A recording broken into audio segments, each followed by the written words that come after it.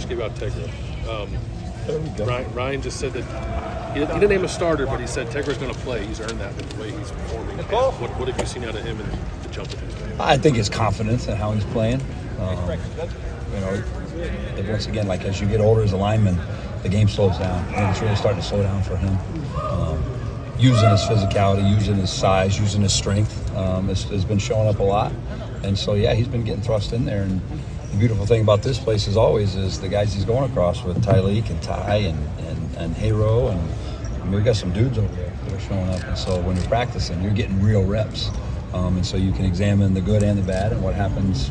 Why did it work, and keep doing it? And when you get beat or you give something up, why did that happen as well? And he's when he's been thrust in there, like he hasn't backed down. He's doing some good stuff. Obviously, the con of having a sickness run through your room for a couple of weeks is you don't maybe get to build the continuity you want to build. But what's the best thing that came out of that situation? Finding, I think I told you guys through the spring coming out, felt like we were going to be able to get to 8, maybe 9 guys that you feel like could go in the game and play for us.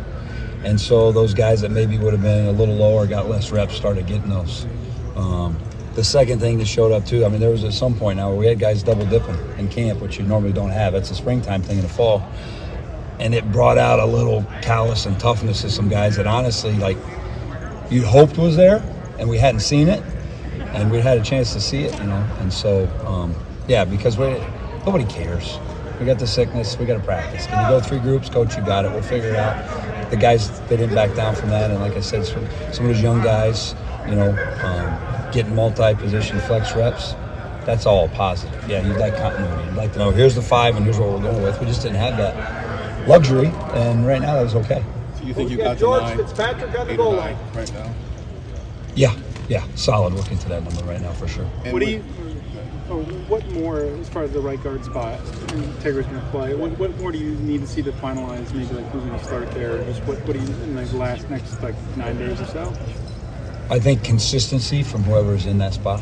They're riding the roller coaster. You do something really well, and then the next play something else shows up, and it's where'd that come from? So getting those out, but then also being able to still throw in Carson and throw in Luke and have Austin slide over and play some stuff too. I mean, that's where I said, back to the original question, that's really built some confidence and, who can go grab it and hold on and be the guy, but we got a lot of guys that are fighting right there. Justin, I asked Ryan this a week ago, is the third tackle maybe Tegra? Because you guys have more depth seemingly on the interior than on the edge. Is that off base? How do you view that? Yeah, no, I think because of the sickness, because of what's went on, I mean, George and Zinue have played their best football of their career since I've been here. So the same guys, what you say, you start building depth and looking at those guys, they've put in real reps and gotten real reps versus real guys to where, I mean, a guy like George, he's going into year 3. We all want it now. That's maybe not the case all the time. So for him to get those real reps and show up. So, no, I think we've built depth at the tackle. Like I said, I'm naming those guys. We've even had Ian Moore's had to run out there and play some 2 reps. Look pretty good for a guy that's not even been here a year. So I think the positive of that has been, it's been visible. How different is that from what you guys went through last year, where it felt like you had one of your starting guards was the backup tackle, one of your backup? How different is that this year, and what is that feeling like for you to see these guys develop? What a year can do. Well, I think it's not for me; it's for them. Those young guys, like you said, you got a guy like Tegra, he's put in a lot of time and a lot of work, changed his body, done some stuff. Carson got here at 255, 259, and now he's a 300-pound guy, and he's a 12-game starter under his belt, and he's battling and playing and doing some things. So I think for them, when it starts bearing a little fruit of the things that you do tell them when you're coaching them, if you work this technique, you work this fit, you work this communication, then this is going to show, And so from a coaching standpoint, yeah, it feels a lot better when you're not looking around oh, hell, you put your right hand down now. Now, like I said, we had the sickness going back around, and it was, hey, just slide out, slide in. Hey, you're gonna 2 platoon and go both guards today. You got it, coach. And that was good for both parties. As a coach, where we could still practice, and then for the kids, getting really good reps that way. This unit's taken some criticism. Is there a way you can work that to your advantage? Sort of psychology. I mean, Donovan was like he didn't want to talk. Yeah, just flip the calendar. It was an offensive line unit anyway. You're going to take the criticism.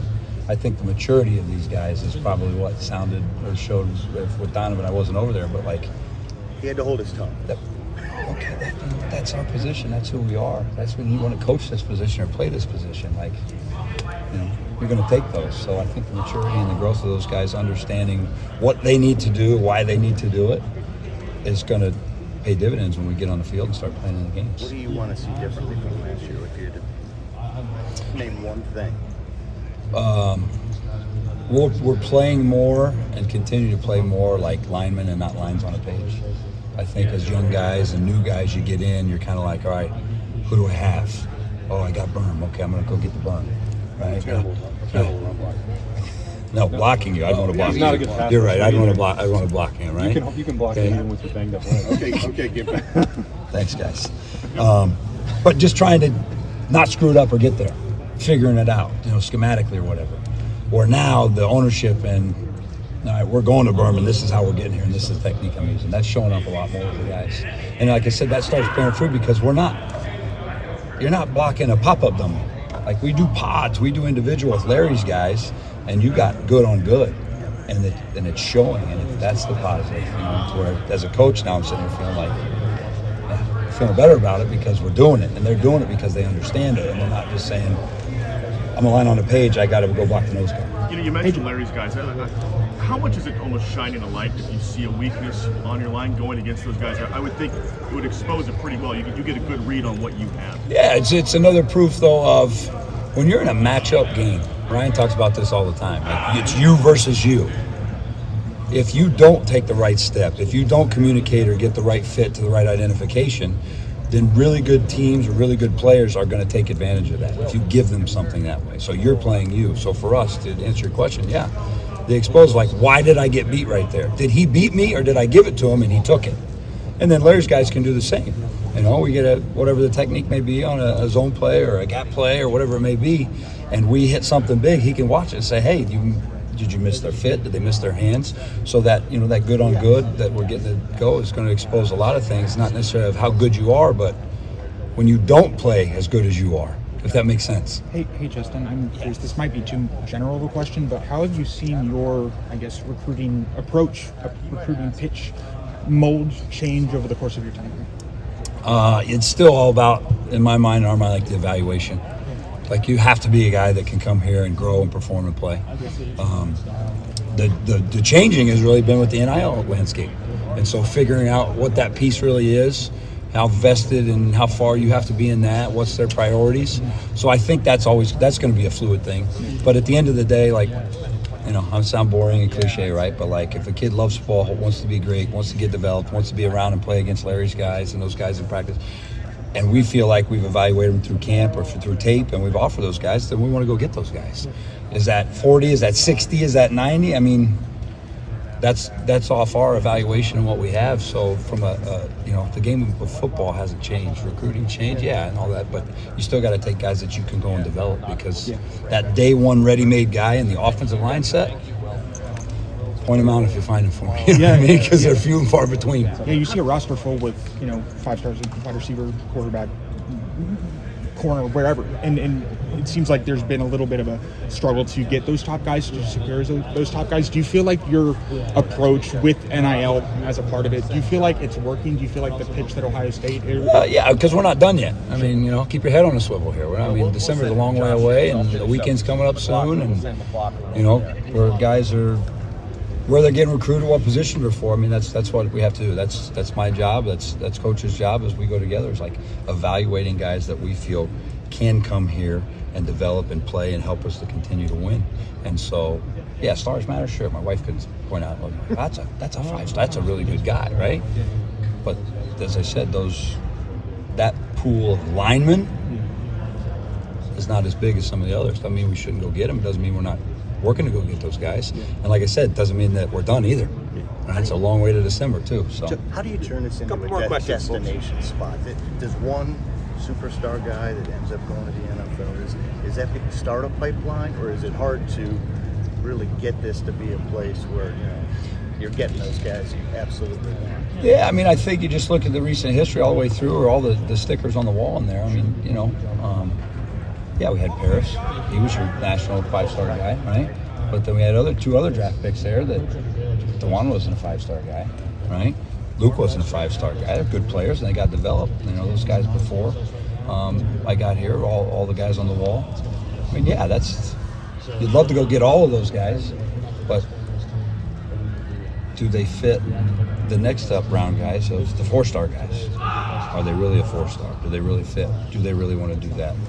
From a pipeline, though, no, you just look on the wall in the room, and you've seen all those guys that have come from all different levels. How would So much you of evaluations now, when you're dealing with so many people wanting to hear before they've even played a game as a junior, I need an offer from Ohio State. Like, it seems like the process has just kind of lost its way of being about evaluation, right? And it's about attention in a lot of cases. But how much harder does that make it for you when you're looking at a kid who's got the size that you're looking for, but maybe the film isn't there, maybe the camp performance wasn't what you wanted to see? How do you get him to understand? Yeah, I think you got to feel through the relationship with the kid, maybe the relationship with the coach, and just being frank and honest with them. You know, I mean, I'm not smart enough to tell this guy one thing, this guy the other, and circle back, and then all of a sudden you come back and it's like, what was the message you gave here? Just trying to be as straight and communicative as you can. I still don't think, though, you get into early junior year, first 2 or 3 games, which we're going to do on guys that we felt like were right there and needed to see. That's when the next wave of offers and recruiting stuff goes into. If a kid's just looking for a check mark on the internet, yeah, I've probably failed at that my entire career early on until you know that they're a Buckeye. To be clear, you said I'm not a pop-up dummy. I just want to get a quote. You? Yeah. I would love to block you, Brian. With one leg or both? Or 2 legs? Justin, where does it go? I'm trying to get one more serious thing here. Gotcha. You got 3 guys on the left side. Last question for Coach. That all have 20-plus starts. You've got Josh Fryer, who's got, I think, 15 now. And you got one who's either going to have 12 or have none. Where does that experience show up when you're watching day-to-day, down-to-down, play-to-play, evaluating? It could depend on the day. Like you're in the doldrums and the grind of camp, practice 12, 13, 14. That veteran guy that kind of grabs the guys like, fellas, we've been here, let's go. This is a little tough, we got to pick it up, we got to go. Could be in a situational deal. It's, where it's like, hey, we're going to 3rd down period. Well, it's not just another play. Hey, it's just 3rd down now. They're coming over the walls. They're blitzing. Watch the picks. Watch the twists. Whatever the patterns may be. And I think it'll show in the games when we hit the first real adversity through whatever game or whatever quarter or whatever drive that shows up. Then that's the next time it'll show up because they've, as you said, there's gamesmanship there. They've been in that and they know now. It's not the first time like, whoa, what's happening? It's, hey, this is happening. Here's how we get through it. Hindsight is super 2020 with this, but like, is that something that you think that you guys were just kind of missing last year with a brand new center and 2 new tackles and, you obviously had Donnie, but like, do you think that you were missing a little bit of that, get your ass in gear, let's go? Yeah, you just a veteran experienced guys, I mean, you had Matt there who played a lot of ball. You had Donnie who was coming into it, but then, yeah, you're replacing him with 3 new guys. One coming from across the country and the other 2 guys that were coming into it. So, yeah, I mean, experience helps a ton. And what's experience? You just said it. I've started this many games, which means he's played this many 1,000 reps. I've started this many games. I've had this many reps in the red zone or this many in a whatever situation it may be. Coach Simmons, like him being here for last one, Jerry's dying. All right, 15 more. Last one. Where have you seen Josh grow over the past year now? He's which one? Yeah, right. It's like 30 Joshes and Simmons. I think the game for him has slowed down just in the verbiage and the communication part. It's the same, like he trying to be a line on a page and knowing what was the call and how am I getting there to now the next phase of like I have him, but I may need to make this call because I might have a combo or something there. So I just think the reps with him, being in the system, being in the techniques and the things and the toolbox he's built has allowed him to use his skill set, which is really high. You mentioned Paris and Dewan as guys, but obviously the other guys also work with him too. With Joshua Simmons, can his development here also be a recruiting pitch of that's a guy who came here from San Diego State and looked Absolutely. one way and now can you use him? Yeah, there's all different types of stories. I mean, you get a guy that comes from far away, out of state, and buys in and bites in and develops and goes on and I mean, yeah, if he's walking across the stage or he's getting his name called, then yeah, he's the next sticker on the wall in the O-line room, and then it's the next guy looking and saying, we've done it with this guy, we've done it with this guy, and everybody's story's a little different, but they all got to where they wanted to go.